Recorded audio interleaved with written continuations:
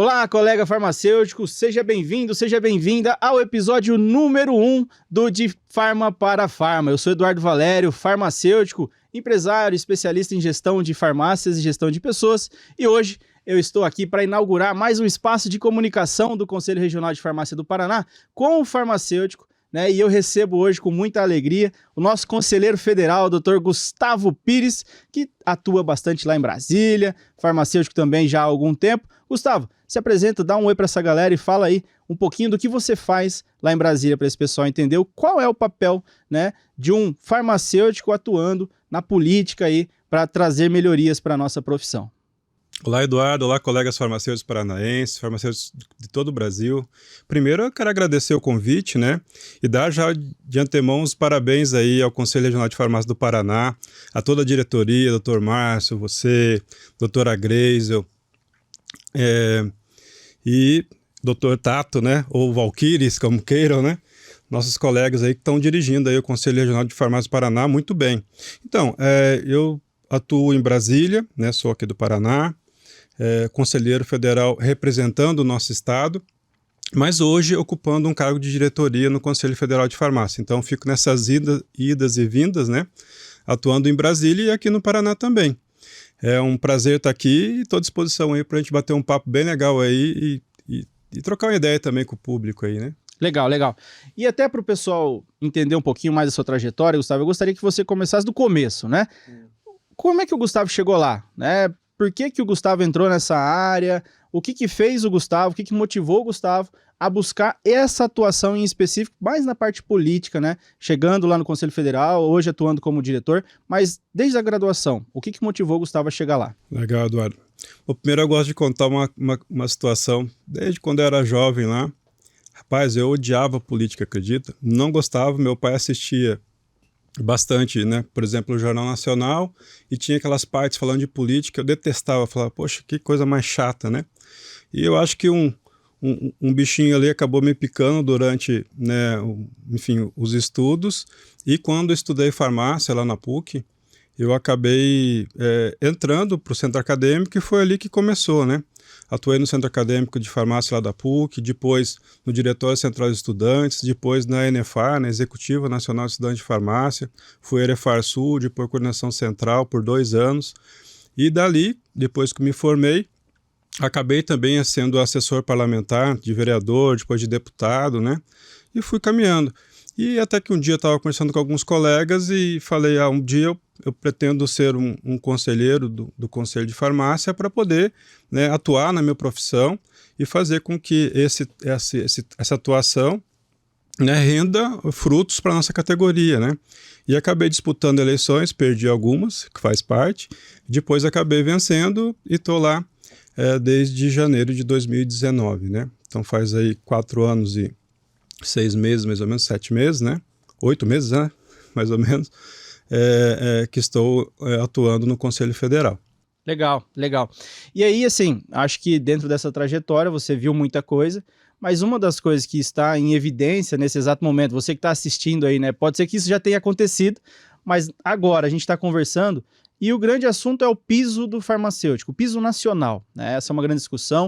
O Conselho Federal de Farmácia entrou na briga, né? Está articulando. Então, eu gostaria de saber o seguinte: o que o Conselho Federal tem feito, né, para trazer essa melhoria também para a nossa categoria? E o que o Gustavo tem feito, né, para articular isso também? Qual que é o papel do Gustavo? Qual que é o papel do Conselho Federal? O que é que vocês estão fazendo lá pela gente, né, vamos dizer assim? Então, quando eu entrei no Conselho, eu tracei algumas estratégias em qual área que eu ia atuar, né? Porque nossa profissão, ela é bacana por causa disso também. Ela tem muitas áreas regulamentadas. Só no Conselho Federal são mais de 150 áreas regulamentadas. Então eu fui traçando e verificando o que de fato a gente poderia trabalhar. Até que a gente passou por esse momento pandêmico e no momento da pandemia eu atuava dentro do Conselho Federal coordenando a equipe de comunicação. Aí a gente fez algumas campanhas. E uma das campanhas, eu lembro que estava até que na moda na época, a gente fazia o aplausaço, né? Era um momento que a gente marcava para que a sociedade aplaudisse, digamos, os profissionais da saúde e, obviamente, o farmacêutico. Aí eu me deparei com um comentário de um colega falando assim, obrigado pelo aplauso, mas eu quero reconhecimento, e reconhecimento para mim é a questão financeira. Eu preciso ter um reconhecimento financeiro para poder me motivar.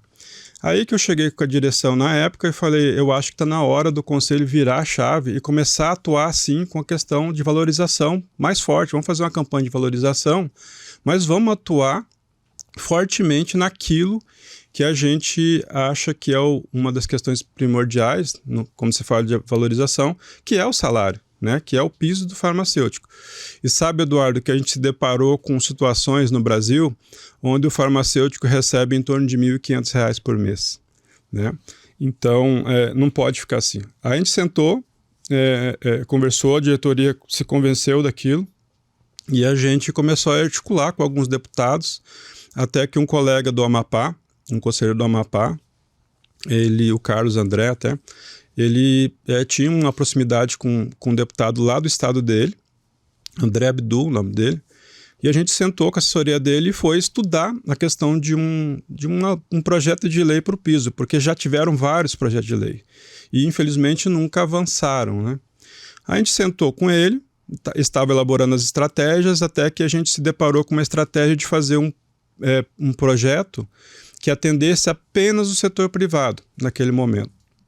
E foi o que foi feito, porque a gente ia trabalhar com duas estratégias, uma para o setor privado e uma para o setor público, porque a gente acha que no setor público é interessante ter uma carreira, né, do profissional farmacêutico, uma carreira pública, né? Mas a gente sabe que quando a gente propõe alguma coisa no Congresso Nacional, como tem várias cabeças, né? Então cada um pensa de uma forma, acabou-se tendo mais 4 projetos que foram apensados. Apensados é quando eles tramitam juntos, né? E um dos projetos foi de uma colega nossa, farmacêutica, deputada federal pela Bahia, Alice Portugal. E no projeto da Alice, ela inseriu também o setor público, então, como eles tramitam juntos, né? Então, acabou sendo um projeto já para o público e para o privado. Então, desde aquela época ali, do protocolo, né, do primeiro projeto que foi do André Abdul, a gente teve 4 projetos apensados e começou, né, a batalha dentro do Congresso Nacional. Mas eu quero adiantar aqui, até para o colega farmacêutico que é empreendedor, que isso se constrói em conjunto. Não adianta só um lado sentar e tentar impor. O outro lado também tem que sentar à mesa, né? E as duas coisas têm que caminhar juntas, né? Ou seja, a gente está disposto sim a sentar, a conversar, né? A sentar à mesa mesmo para a gente poder chegar num consenso do que seria melhor para os dois lados. A gente acha assim que a gente precisa ter uma base nacional para isso, então eu não estou falando por um piso só para o Paraná, é um piso nacional, que vale de norte a sul do país. E isso é muito importante até para o reconhecimento da categoria. Então, e a gente já avançou, né? Desde do protocolo até agora, a gente já passou numa comissão e está tramitando agora na segunda comissão e a gente vai fazer de tudo para que isso de fato avance, né?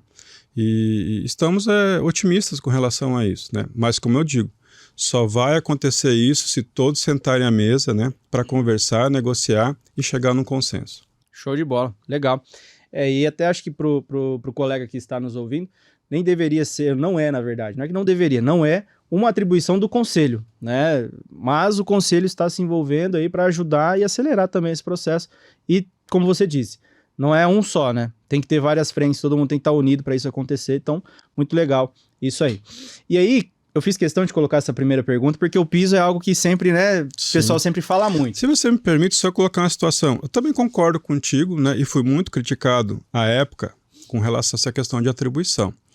Mas, como o Conselho de Farmácia ele tem, né, atribuição, né, o fim de fiscalização, né, da profissão, ele tem que prezar, como diz a nossa lei 3820, pela qualificação e qualidade da assistência farmacêutica. Se a gente fala de qualidade da assistência farmacêutica, um profissional que não é bem remunerado, ele não vai ter o atendimento com qualidade. Então, indiretamente, eu creio que isso é até um caso vencido, porque um debate já vencido, porque assim, se você fala de qualidade, né, e qualificação da assistência farmacêutica, você está falando assim, em valorização, e outra, não passa só pelo piso em si, ela passa por condição de trabalho, né, e eu acho lógico que é importante ter o sindicato, né, ambos os sindicatos, tanto o patronal quanto o dos trabalhadores. Esses sindicatos, eles têm lá o papel deles, eles têm que debater, porque não é só piso, tem outras coisas que interferem no dia a dia, né, dessa relação, né, trabalhador e empreendedor, né? Então, deixar isso bem claro que, de fato, criticaram no início, mas eu acho que isso é um dever, sim, também, né, dos conselhos regionais do Conselho Federal. Sim, aqui no Paraná, inclusive, a gente tem uma relação muito boa com o sindicato, né, para ajudar também a fortalecer a profissão. A gente acredita muito nisso, né, que o conselho também tem que ajudar. Imagina, eu sempre falo, né, com os profissionais que eu trabalho lá, você tem uma farmácia, você ganha, sei lá, R$1.000.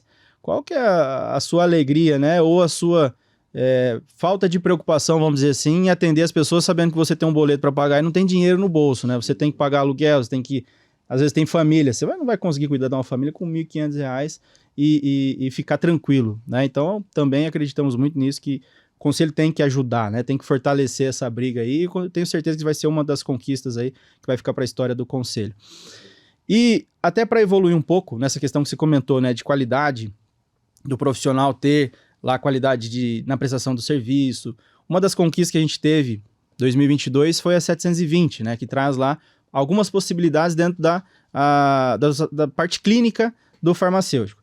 E hoje, eu acredito muito que as profissões elas são cíclicas, né, e a gente está vivendo nesse momento, dentro da nossa profissão, essa parte da clínica muito em alta, né, o profissional tem hoje a telefarmácia, tem várias possibilidades de se fazer um atendimento bom, né, voltado para a clínica dentro da farmácia, dentro de um consultório, né, ele pode ser autônomo, enfim, são várias as possibilidades para o profissional.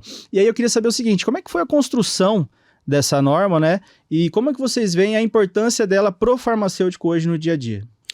Importante, Eduardo.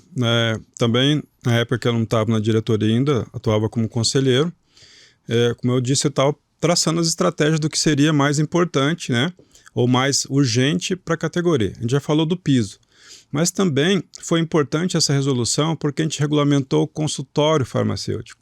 Né? Um dia eu estava saindo do conselho, isso já era bem tardezinha para a noite, eu encontrei com o nosso presidente lá, o Dr. Walter, e um dia, nesse dia ele pegou e olhou para mim assim do nada e falou assim, eu não vou sossegar enquanto eu não ver o farmacêutico de fato atuando na parte clínica.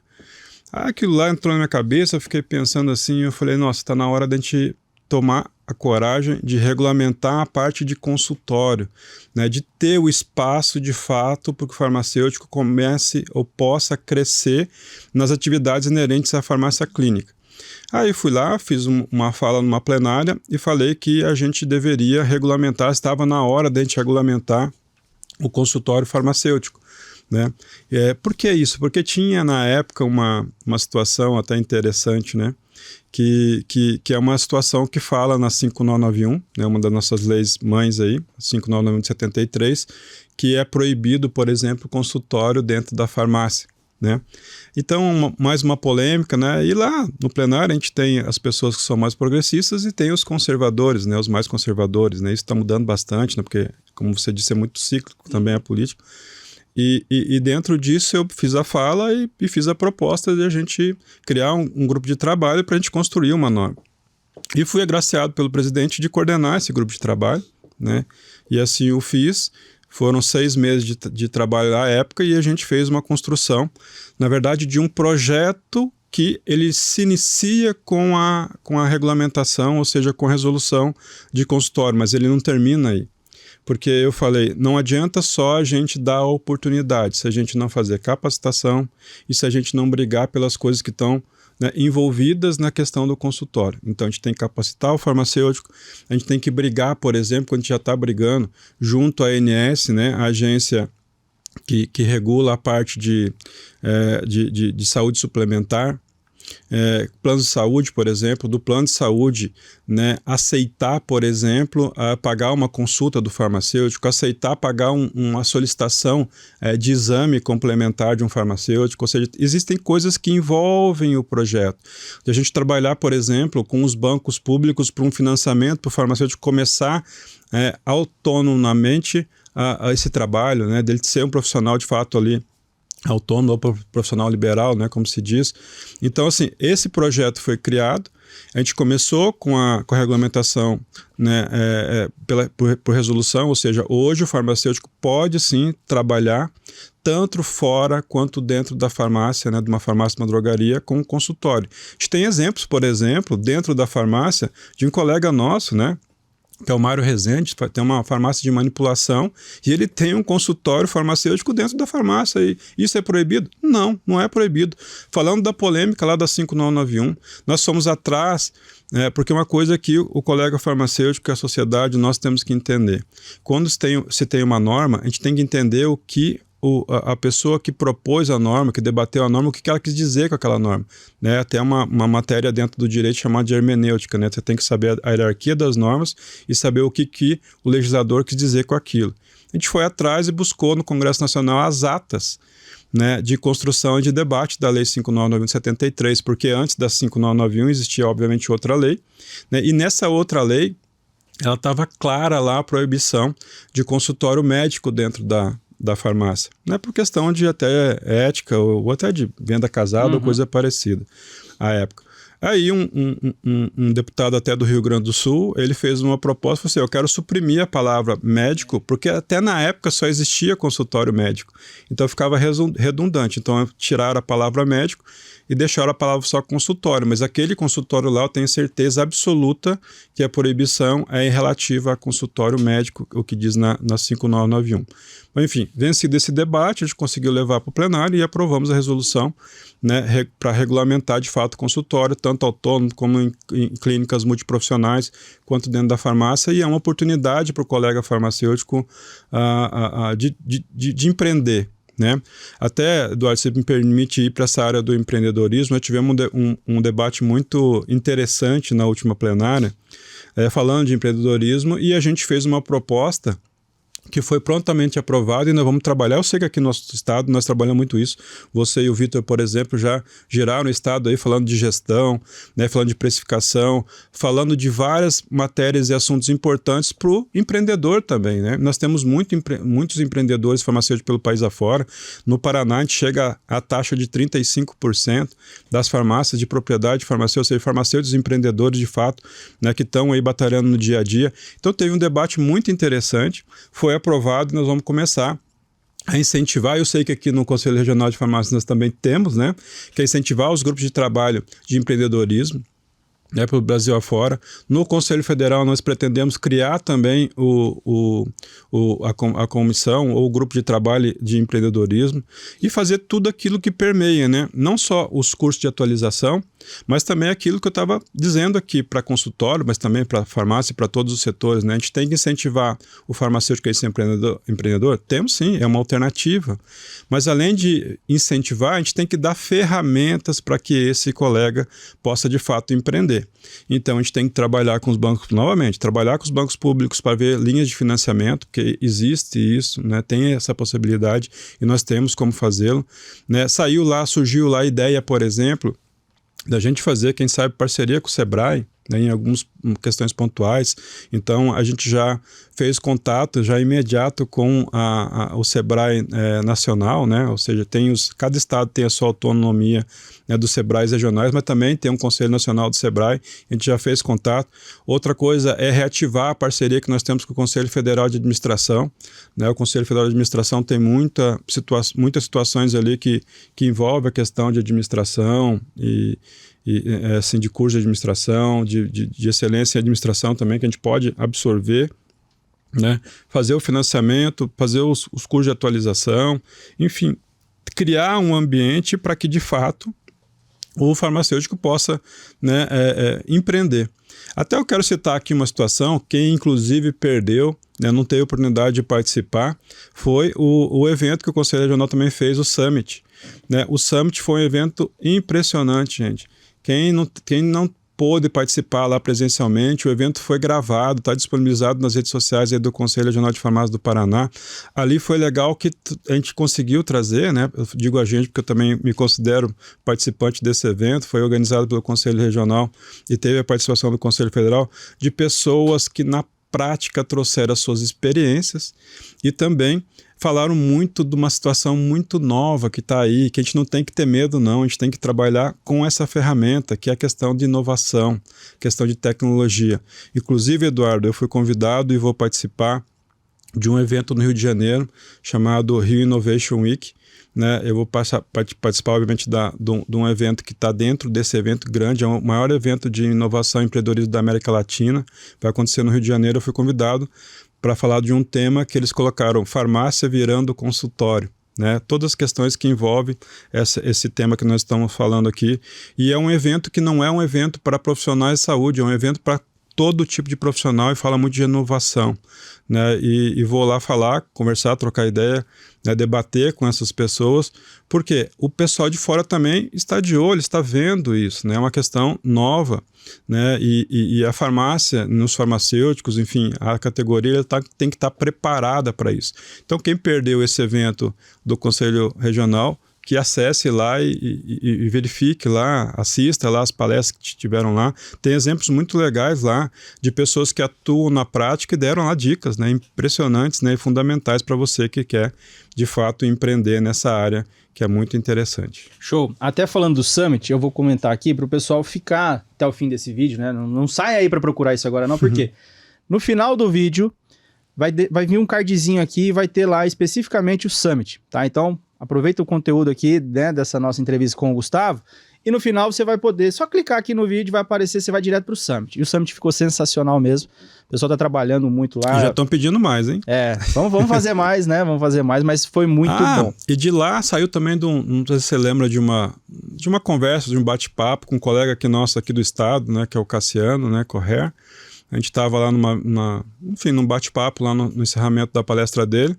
E surgiu a ideia lá, o desafio, vamos ver se a gente consegue fazer esse ano já, de fazer um evento esse ano ainda aqui no Paraná sobre empreendedorismo. Isso. Então eu acho que está na hora da gente, no caso, né, que foi eu que falei, né, cumprir essa promessa aí, nós vamos começar já a organizar, né, um evento aí, quem sabe híbrido novamente. Esse evento que a gente fez foi híbrido, então quem não pôde participar presencialmente pôde assistir ele ao vivo pela internet, né? Eu acho que também isso é uma questão de tecnologia muito interessante, porque você evita às vezes deslocamento, né? E você consegue concentrar ali, né? E participar do evento mesmo à distância, né? Então eu acho isso importante, porque ali a gente pode debater justamente isso. Qual que é o passo a passo para o colega empreender, né? Quais são as ferramentas que ele pode utilizar, que tem para quem já empreende, né, para melhorar sua performance dentro do segmento que atua, né, enfim, então vamos fazer isso aí também. Tamo junto, conta com a gente. E ter o Gustavo, assim, como um parceiro é muito bom, né? Acho que a nossa diretoria aqui tá bem alinhado lá com o Federal, e dentro disso, a gente tem no Paraná quase 6 mil, ou um pouquinho mais de 6 mil, eu não lembro de cabeça agora, mas depois coloca os dados no vídeo aí, por favor, pessoal da edição. Quantidade de farmácia que a gente tem, e mais de 60% é de farmacêutico. Então a gente, como você disse, a parte do empreendedorismo, a gente tem que dar ferramentas, a gente tem que dar capacidade, né, desse farmacêutico, desse nosso colega, conseguir, né, prosperar com o negócio dele. Não só farmácia, a gente tem análises clínicas, né, nós temos a parte da manipulação, enfim, nós temos um universo aí de empreendedorismo dentro do mundo farmácia, né, e a gente quer, dentro aqui do Paraná, fomentar isso e trazer alternativas e força para o profissional conseguir se dar bem. E uma dessas coisas, Gustavo, até, pessoal, quem quiser seguir o Gustavo para acompanhar o trabalho que ele faz, vou pedir para colocar aqui as redes sociais do Gustavo nesse momento, acho que é importante. O Gustavo trabalha muito, fala essa parte de inovação e ajuda muito, né, o profissional. Sempre que precisa também o pessoal pode recorrer às suas redes sociais para tirar qualquer dúvida, certo? Exatamente, a gente recebe, né, com muita frequência, né, dúvidas, questionamentos, sugestões também, críticas, por que não? Né? Quem acompanha o nosso trabalho, entra lá na rede social, @farmacêutico Gustavo Pires. É só participar lá, né, seguir a gente lá, você vai estar aí com bastante conteúdo lá que a gente publica, né? O passo a passo do que a gente faz, né? Enfim, mas participe, é importante participar, né? Porque também tem aquela questão, não adianta eu ficar de braço cruzado, né, esperando a coisa acontecer. Só reclamar, né, não resolve. Seja ativo, participe, critique, faça sugestões, né, questionamentos, dúvidas, né, muita gente entra em contato falando de dúvida. Tanto é que lá no Conselho Federal nós temos hoje 29 grupos de trabalho trabalhos, né, em atividade, né, grupo de trabalho e comissões.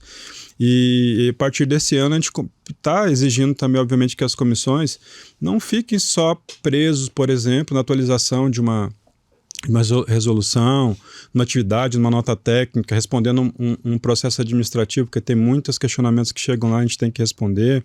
Mas não só nisso, que a gente crie também conteúdo útil para os farmacêuticos. Tanto é que o grupo de trabalho em farmácia comunitária está começando a desenvolver, né, algumas situações bem práticas usando a tecnologia para auxiliar o dia a dia do farmacêutico, né? Já fizeram algumas cápsulas que eu achei muito interessantes, são videozinhos curtos, né, teaserzinhos, né, de informações do dia a dia, não só para a sociedade, mas também para o colega farmacêutico.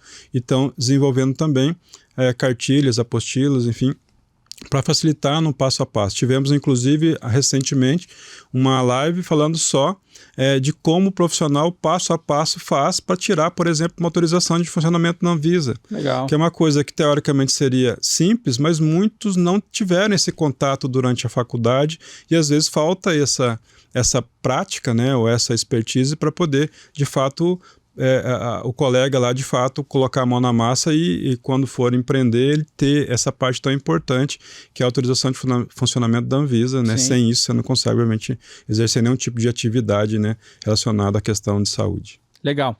Ô, Gustavo, e voltando um pouco mais aqui agora para a política, o Conselho Federal integra lá a Frente Parlamentar Mista de Saúde, né? E juntamente com deputados, senadores e tudo mais. E faz parte, inclusive, como um membro do Conselho Consultivo, né? Você e o presidente, né, do federal, lá, o Dr. Walter, que representam lá a profissão farmacêutica, né, nessa comissão, quais as pautas que o federal coloca à mesa e qual a contribuição do farmacêutico nesse movimento? Legal, Eduardo, tocar nesse assunto, porque a gente sempre fala, colega farmacêutico, participe no seu município, no seu estado, né? Se aproxime do parlamento, né? No município, por exemplo, tem a Câmara de Vereadores. A Câmara de Vereadores faz as regras, ou seja, faz as leis para o seu município. E se você não tiver, né, participando ali, né, com o seu vereador, enfim, cobrando até a prefeitura, o seu vereador, as coisas não acontecem no seu município, como também não vão acontecer no seu estado, como também não vão acontecer no seu país. Então é muito importante participar disso. E diante disso que você falou, é muito importante a gente colocar. Eu fui convidado a também desenvolver e montar, e eu montei um instituto lá em Brasília chamado Cuida Brasil. E esse instituto, hoje, ele é responsável pela secretaria, ou seja, pela secretaria da Frente Parlamentar Mista na área de saúde. São 185 parlamentares, 16 senadores e o restante de deputados federais que compõem essa frente parlamentar. É uma das frentes parlamentares mais importantes do Congresso Nacional e tem tudo a ver conosco porque é na área da saúde. Nós temos lá no Conselho Consultivo nosso grandes parceiros, né? Nós temos hoje mais de 60 entidades que participam do Conselho Consultivo e o Conselho Federal também faz parte, né? Integra o Conselho Consultivo da Frente Parlamentar. E como integrante do Conselho Consultivo, o Conselho Federal pôde, e assim o fez, indicar quais são os projetos de lei que são importantes para a categoria. Ali nós indicamos projetos de lei que são favoráveis, ou seja, que a gente tem que trabalhar para ser aprovado, como os desfavoráveis, aqueles que a gente tem que tomar cuidado para não passar, né, para não complicar o lado da profissão farmacêutica. Se eu for citar exemplos, por exemplo, o próprio piso do farmacêutico, a própria lei, que inclusive está em debate agora forte, que é uma lei de atualização dos planos de saúde, onde nós temos interesse, obviamente, naquela questão que eu falei, de inserir ali a consulta do farmacêutico para um plano de saúde, colocar no hall, né, de procedimentos, uma situação que a gente possa, de fato, indicar ou prescrever enfim, um exame ali clínico, né, um exame complementar, e o plano de saúde poder pagar por esse exame complementar. Citando esse exemplo, mas do piso, essa questão, questões, por exemplo, também que são ameaças para a profissão. Por exemplo, nós não concordamos nesse momento, né, achamos isso muito perigoso, venda de medicamentos em supermercados, né, porque a gente acha que isso banaliza, não tem assistência do profissional farmacêutico, né, então esses projetos de ameaça também a gente indica ali, mas são vários, a gente indicou em torno de 45 projetos de interesse, né, dentre eles de várias situações, alguns a gente já conseguiu ultrapassar, graças a Deus, por exemplo, a regulamentação da ozonoterapia, né, que foi até recente, então assim, são vários projetos, para terem uma ideia, os colegas, nós acompanhamos só no Congresso Nacional, no Senado e na Câmara, a gente acompanha 550 projetos de lei, 550, né? Isso até o momento que cada dia surge um, né? Mas 550 projetos de lei a gente acompanha no dia a dia, diuturnamente. Outro também, que eu acho que o colega tem que estar ciente disso, né? A gente acha, por exemplo, que é perigoso, né, o nosso curso, pela complexidade, né, pela questão prática, né, que a gente tem muitas matérias que são práticas de fato, o EAD, né, na graduação. A gente não é contra a tecnologia, muito pelo contrário, acabamos de falar de inovação aqui, mas a gente acha que na graduação, pela quantidade de horas, né, pela complexidade, pelo número de matérias que são práticas de fato, a graduação em EAD é muito perigosa. Né? Eu sei que tem muitos colegas que já se formaram, tem colegas estudando.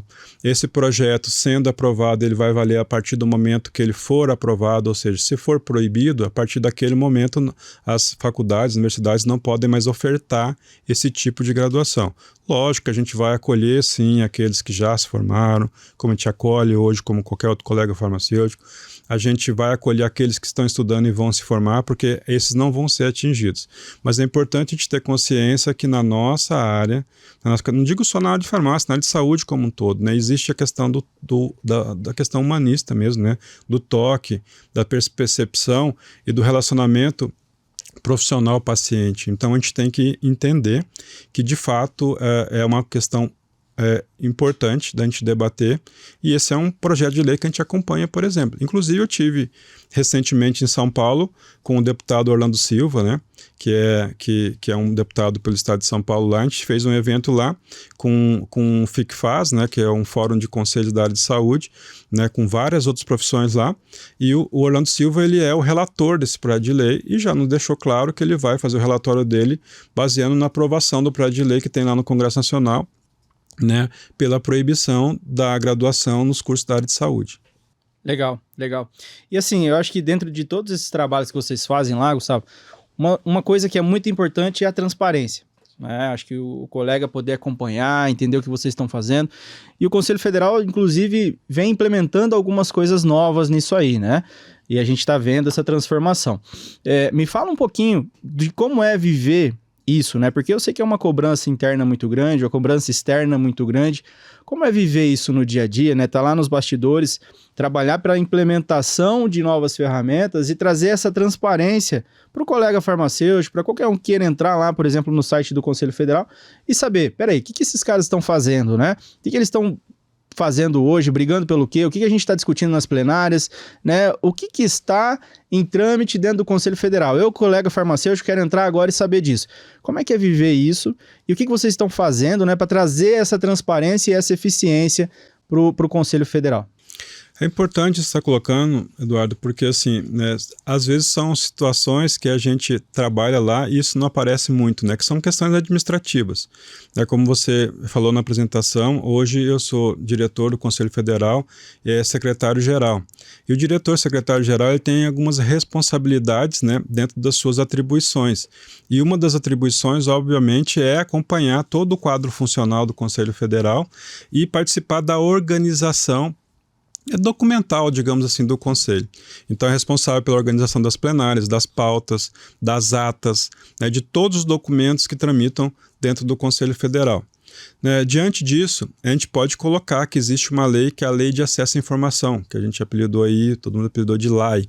Então essa Lei de Acesso à Informação permite que não só o profissional farmacêutico, como toda a sociedade, tenha acesso a informações que têm que ser transparentes. Dentro disso, a gente fez um projeto de alteração e de mudança dentro da estrutura do próprio Conselho Federal. Começando, por exemplo, com a transmissão das plenárias. Então, todas as plenárias do Conselho Federal elas são transmitidas. Obviamente que são transmitidas aquelas partes que não são sigilosas. E não confundam a questão de sigilo com a questão de alguma coisa escondida ou obscura. Negativo. Pelas nossas regras, por exemplo, a gente não pode transmitir um processo ético. O processo ético ele é sigiloso. Então, as partes de processo que são sigilosas, elas não são transmitidas. Mas todas as pautas que são abertas, um debate, por exemplo, de uma resolução, aprovação de uma resolução, um debate de qualquer ponto de pauta que um conselheiro indica ou a diretoria indica, então tudo isso é transmitido. E é transmitido, nós fazemos um programa, cada final de plenária, o nosso pessoal da comunicação faz um programa, edita as partes mais importantes e divulga, para que o colega farmacêutico, a sociedade em geral, ela possa ter acesso ao que aconteceu nas plenárias. Além disso, nós divulgamos na íntegra, obviamente, todas as atas de plenária. Então, tem todas as atas lá disponíveis. Além disso, nós temos o portal da transparência, como os regionais têm, o Conselho Federal também tem. No portal das transparências estão todas as despesas que o Conselho Federal tem, com tudo, desde um contrato que é licitado, de um contrato, por exemplo, de gráfica, um contrato, enfim, de qualquer coisa, todo o dinheiro que sai do caixa do Conselho Federal está no portal da transparência. E pensando nisso e para facilitar, a gente está adotando, já fez a implantação no Conselho Federal, agora vai adotar e vai implantar nos conselhos regionais, um programa que é público, desenvolvido pelo TRF4, o Tribunal aqui da região sul, que é o SEI. É um programa que tem muito a ver com a lei e com a transparência, porque ele foi criado baseado nisso. É um programa de digitalização de documentos, ou seja, de tramitação de documentos, que elimina a parte física, a parte impressa, digamos, de documentos tramitados dentro do sistema. Então, hoje, dentro do Conselho Federal, a gente já não tramita nada que não é pelo SEI, ou seja, toda a entrada é pelo SEI. E a pessoa que faz um protocolo, faz uma solicitação lá, ela tem um acompanhamento desde o início do protocolo até o final dele. Ou seja, ela acompanha com transparência tudo aquilo que ela solicitou ali. E isso também ajuda o meio ambiente, porque de fato a gente não utiliza lá mais processo físico, Então, isso facilita, por exemplo, num recurso. Então, quando um colega, tanto pessoa física como pessoa jurídica, faz uma tramitação no Conselho Regional, e pretende fazer um recurso ao Conselho Federal, hoje é feito de forma digital, economiza, por quê? Porque já não se cobra mais. Não vai papel para lá, não vai papel para cá. Não tem aquela taxa que antes se cobrava para a questão da remessa, do porte de remessa, porque o porte de remessa, na verdade, era o valor para que você enviasse para lá um processo. E tem processo, por exemplo, de 20, 30, 40 volumes. Como eu participei de uma sindicância, eu tive um processo lá que foram 28 mil páginas. Então, eram muitos volumes. Imagina você ficar carregando aquelas caixas de arquivo para baixo e para cima. Hoje não tem mais isso, porque hoje é tudo digital. Legal, legal. E assim, a gente entende que para essa eficiência acontecer, a gente também precisa fazer parcerias. E o Conselho Federal tem feito muito isso. E uma das que aconteceram agora foi com a CONASCENS, o Conselho Nacional de Secretarias Municipais de Saúde. E aí eu queria que você falasse um pouquinho da relevância desse acordo para a nossa categoria, para a classe farmacêutica, como é que vocês veem o impacto disso no desenvolvimento da nossa profissão? Isso aí é um assunto muito importante. Eu sempre falei que o poder público deveria dar exemplo. Como que pode o Conselho, as nossas regras e a lei, dizer que uma farmácia privada ela tem que ter assistência do farmacêutico durante todo o seu período de funcionamento. Aí você vai às vezes num posto de saúde e em vez do farmacêutico estar dispensando um medicamento, está lá outro profissional. Nada contra o outro profissional, mas essa é uma área privativa dos farmacêuticos, ou seja, o medicamento é a área privativa do farmacêutico. O farmacêutico tem que estar onde o medicamento está. Então, pensando nisso, a gente teve a grata surpresa, de ter um colega, que até mando um abraço para ele aqui, o Elton. O Elton é um farmacêutico, que trabalha no Conasems há muito tempo. E ele, por ser farmacêutico, a gente tem uma proximidade muito grande com ele. Até que um dia eu chamei ele lá no conselho e falei, pô, Elton, vamos parar de brigar e vamos sentar à mesa, vamos fazer um convênio, fazer um projeto aí juntos aí. E a gente foi discutindo até que a gente chegou, pela primeira vez na história, fazer um plano de parceria, um convênio, né, a gente fez um acordo de cooperação com o Conasems. Foi assinado o acordo na plenária do Conselho Federal, depois a gente fez a mesma assinatura para dar publicidade, né, no congresso do Conasems, que aconteceu em Goiânia, né, foi um congresso que teve a participação de mais de 8 mil participantes e muitos deles secretários municipais de saúde. Para que isso, gente? Para que nessa parceria a gente possa desenvolver, por exemplo, atualização em conjunto, então a gente possa lá dar atualização em conjunto com o secretário municipal de saúde, fazendo chegar essa atualização até você que trabalha no município, né? Desenvolver parcerias para a gente acoplar ali a questão, por exemplo, jurídica, porque hoje, por exemplo, o jurídico do Conasems fala que uma unidade de saúde, por exemplo, não precisa ter assistência, né, de um farmacêutico, porque tem aquela regra do número de leitos, né? Então, se for até 50 leitos, não precisaria ter assistência do farmacêutico, né? E classifica como dispensário. Aí que está o embate, talvez, né, nessa situação. Sim. E a gente está trabalhando isso, né, no poder de convencimento ao secretário de saúde, né, na transparência maior e na capacidade do profissional farmacêutico. Inclusive, nós fizemos um evento que está praticamente pronto ali, porque a gente gravou também para a gente colocar no ar. Foi em Foz do Iguaçu, um evento específico para o setor, né, público, para a área, né, de saúde pública ali, para os colegas que trabalham, né, na Secretaria Municipal de Saúde, trabalham lá numa unidade de saúde, fazem a farmácia clínica, por exemplo, dentro do seu município, e ali a gente discutiu várias coisas, e teve um colega de São Paulo que eu achei muito interessante, se não me engano o nome dele é Felipe, ele foi lá colocar uma situação que ele conseguiu no município de São Paulo, que é o maior município do país. Ele conseguiu fazer um trabalho lá com os farmacêuticos no município de São Paulo, que ele teve uma recompensa, teve uma grata surpresa. Além do reconhecimento, o prefeito autorizou o concurso e a contratação de 300 farmacêuticos para aquele município.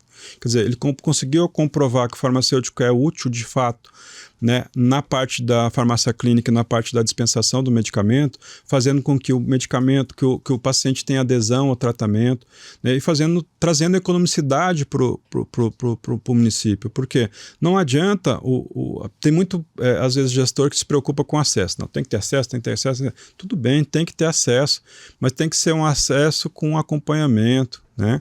Por quê? Porque senão a pessoa chega lá, tem acesso ao medicamento, toma de maneira errada, equivocada, às vezes toma mais, às vezes não toma no horário certo, e aquilo não acaba não fazendo efeito, e não fazendo efeito, a pessoa volta para a fila do SUS. É mais um gasto para a cadeia, né? Então, esse trabalho que foi feito lá é um trabalho excepcional, é um trabalho que serve de referência para você, colega farmacêutico, aplicar no seu município. Basta começar. Eu sei que não é fácil, às vezes, convencer um gestor, mas é isso que a gente está trabalhando. E essa parceria com o Conasems vai fazer com que a gente chegue aos 5.600 municípios pelo país afora. Essa é a ideia, que a gente se aproxime do secretário municipal de saúde, que é onde a coisa acontece, no município.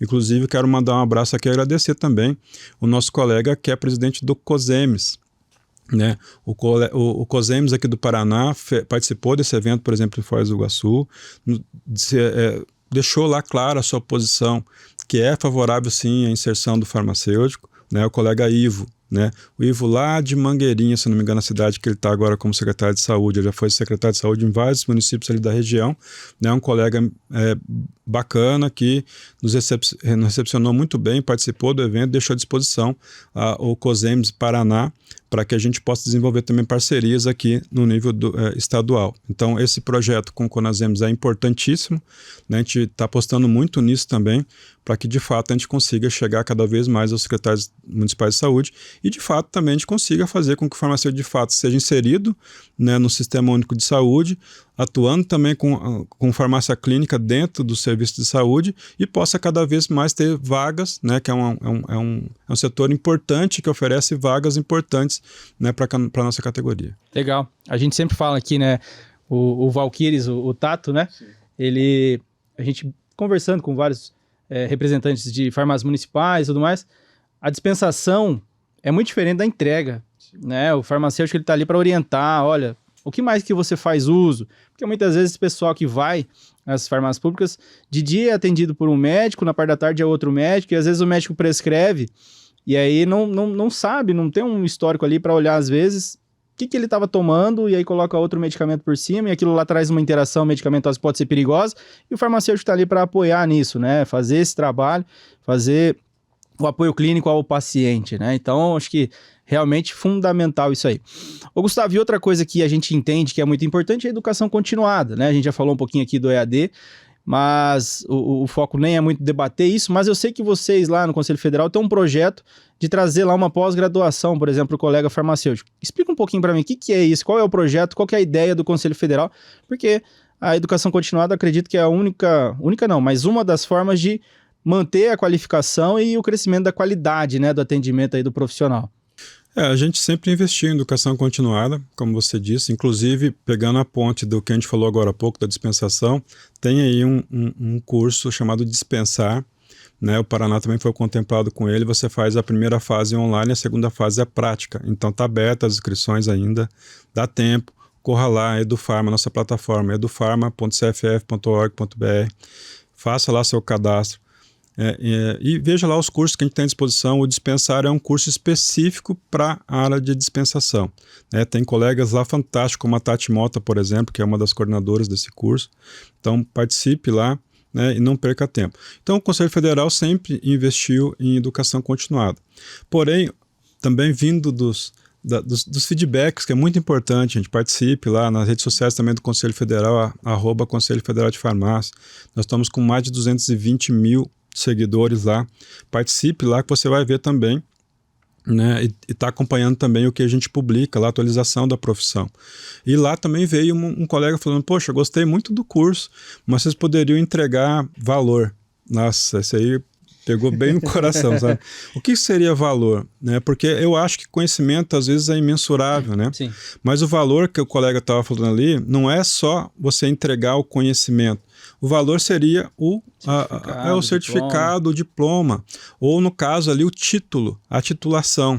Porque se você tem um título de pós-graduação, você tem um valor, né, maior nesse ponto de vista, nessa comparação que esse colega mesmo fez. E aí, a partir disso, a gente está fazendo um estudo interno, né, para poder começar um movimento de, quem sabe a partir agora já do ano que vem, a gente começar a ofertar, né, cursos de pós-graduação, lato sensu, em modalidade online. Nesse caso, a gente acha que é interessante a utilização dessa ferramenta até para poder dar um alcance maior, né, uma pós-graduação ou curso de pós-graduação ofertados pelo Conselho Federal.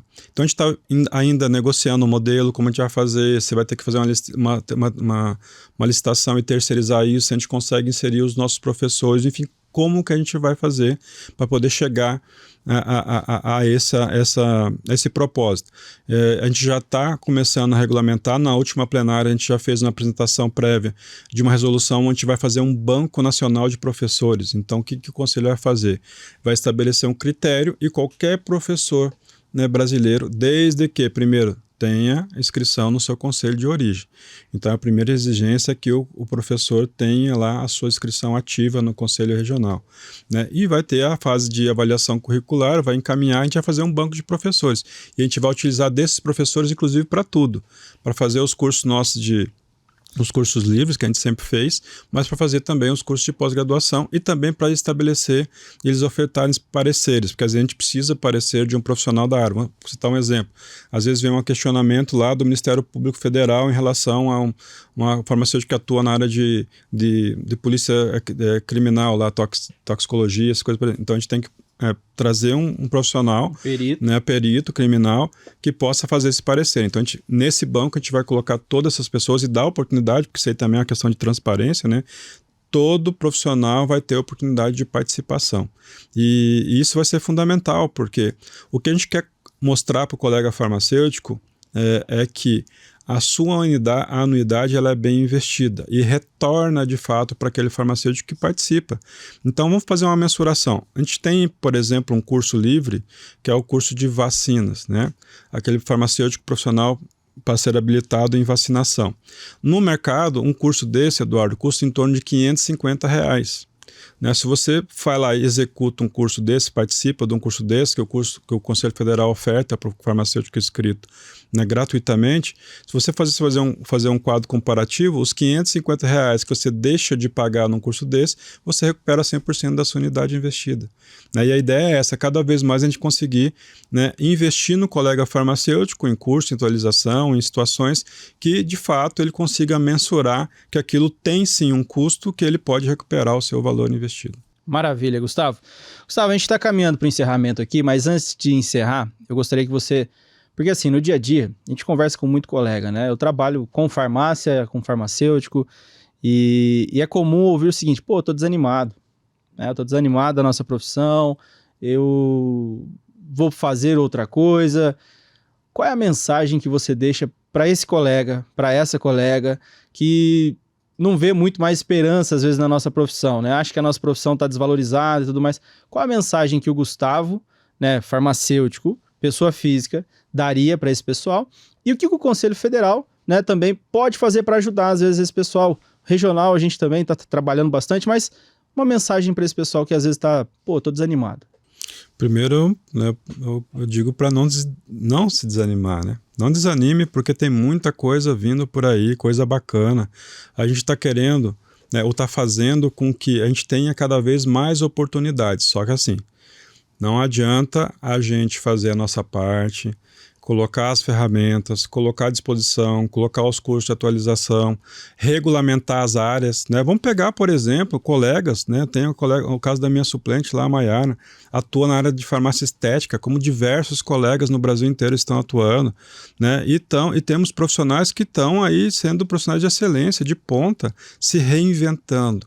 Eu digo, tem como se reinventar, né? Sair talvez de trás do balcão, ficar né, ali esperando as coisas acontecerem e ir para cima, né? Fazer um curso desse, se atualizar, ter a oportunidade, quem sabe montar um consultório. Eu gosto de fazer, sempre quando eu vou fazer as palestras, eu gosto de citar uma situação, Eduardo, não sei se a gente tem tempo aqui, mas eu vou arriscar aqui e vou te contar essa história. Né?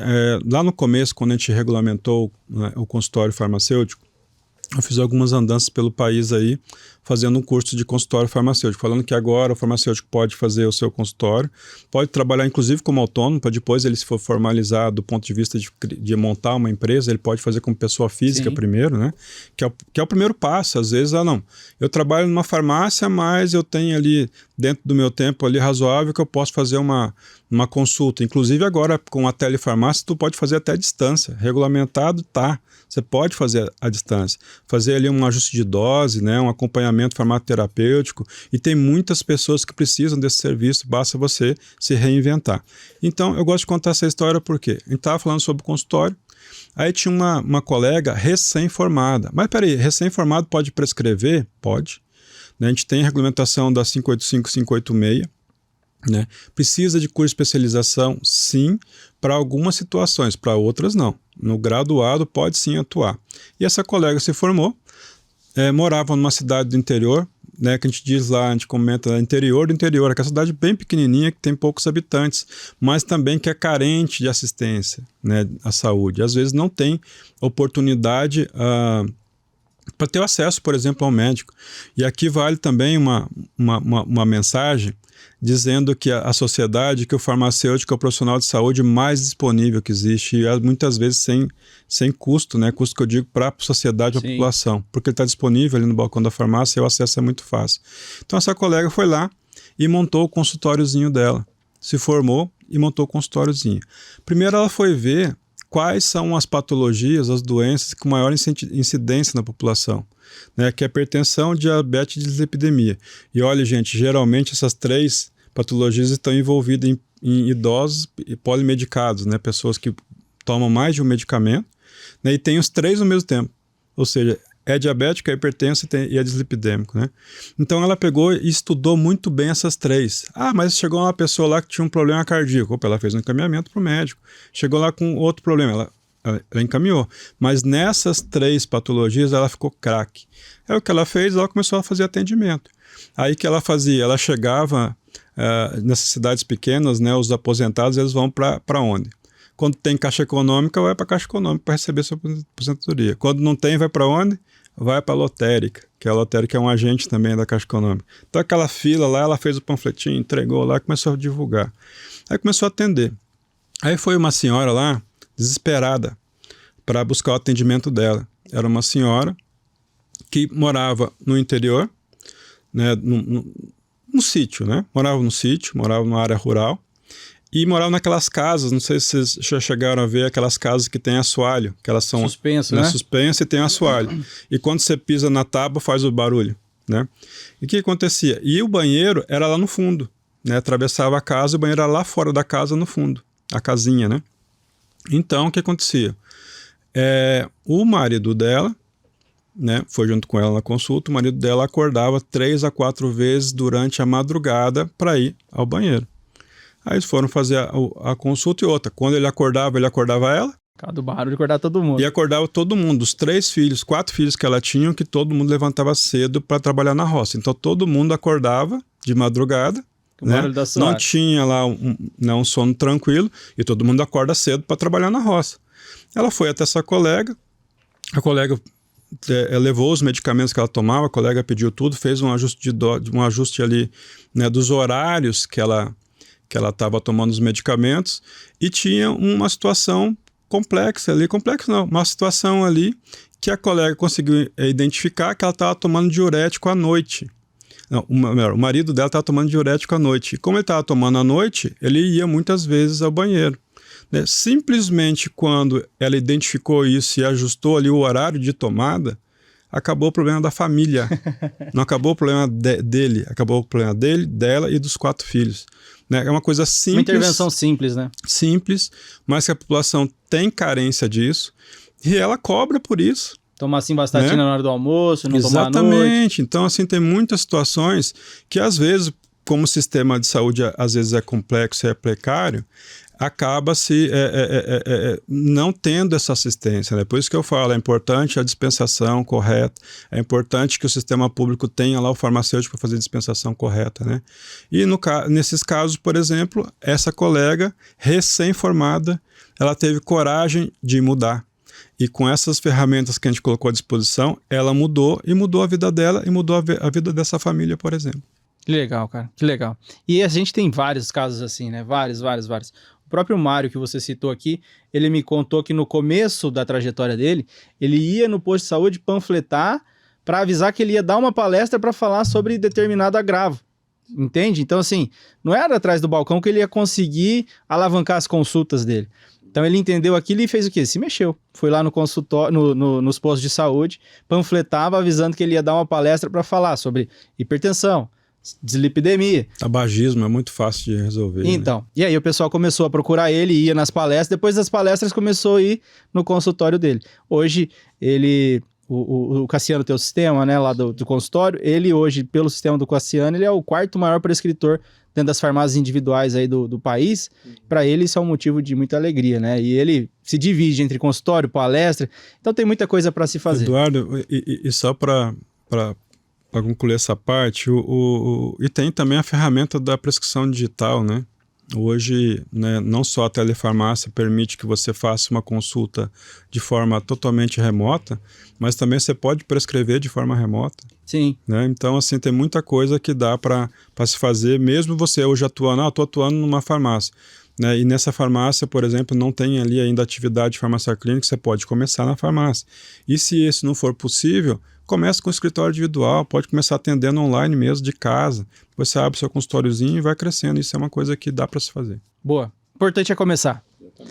Gustavo, muito obrigado.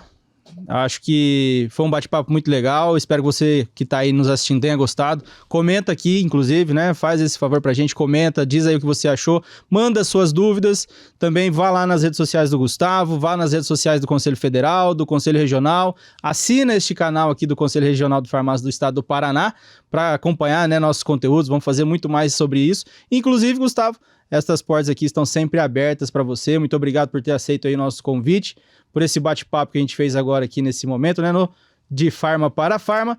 E sucesso aí na sua jornada. Conta com a gente lá nas brigas, né, do Conselho Federal também. O Conselho Regional está sempre aqui para te apoiar, para te ajudar. E a gente espera que você, farmacêutico, tenha curtido isso aqui e aproveite, né? Acho que a grande mensagem aqui é comece. Obrigado, Gustavo.